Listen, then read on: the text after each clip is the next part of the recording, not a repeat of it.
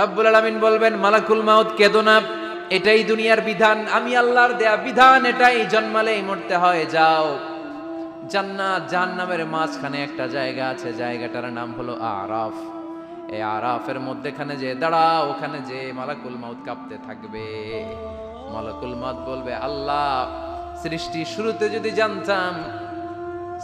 শুরুতে যদি জানতাম সবাইকে মৃত্যুদান করার পরে, রূহ কবজ করার পরে আমাকেও মরতে হবে, তাহলে এই কঠিন দায়িত্বের ব্যাপারে আপনার কাছে ক্ষমা চাইতাম। আজকে আমারও যে ভাগ্য বরণ করে নিতে হবে সৃষ্টির শুরুতে, আমি এটা কল্পনাই করতে পারি নাই। আল্লাহ বলবেন, নো টক, মুত ইয়া মালাকাল মাউত, মরে যা, মুত, মরে যাও। বলার সাথে সাথে মালাকুল মাউত এক বিকট চিৎকার হাঁকিয়ে মরে যাবে। মালাকুল মাউতের চিৎকারটা সেদিন এত ভয়ঙ্কর হবে, বিষ্ণু ঈসা ইসলাম বলেন, ওই চিৎকারের আওয়াজ যদি পৃথিবীর মানুষেরা কান দিয়ে শুনতে পেত, তাহলে কিয়ামত সংগঠিত হওয়ার জন্য আলাদা করে ইসরাফিলের সিঙ্গার প্রয়োজন হতো না। ওই চিৎকারের আওয়াজে প্রতিটা মানুষ কানের পর্দা ফেটে ওই জায়গায় লাশ হয়ে পড়ে যেত। এবার ডানে বায়ে সামনে পেছনে উপরে নিচে কেউ নাই, একজন ছাড়া। জোরে বলতে হবে, তিনি কে? আল্লাহ তখন পৃথিবীকে একটা ডাক দিবেন, বলবেন, ইয়া দুনিয়া আইনা আনহারুকি, এই পৃথিবী তোর নদীগুলো কোথায়? ইয়া দুনিয়া আইনা আশজারুকি, এই পৃথিবী তোর গাছগুলো কোথায়? বটতলা।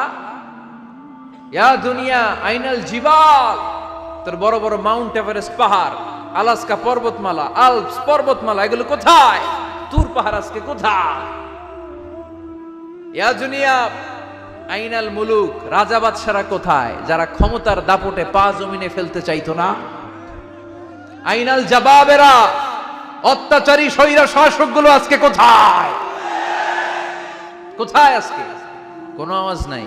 আল্লাহ তখন হুঙ্কার দিয়ে বলবেন, লিমানিল মুলকুল ইয়াউম, who belongs the kingdom today. Allah চিৎকার দিয়ে বলবেন, আজকে ক্ষমতা কার?